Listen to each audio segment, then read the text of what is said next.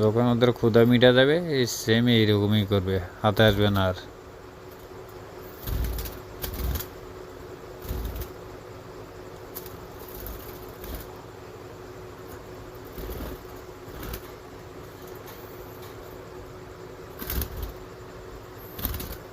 একজন এখানে এসেছে।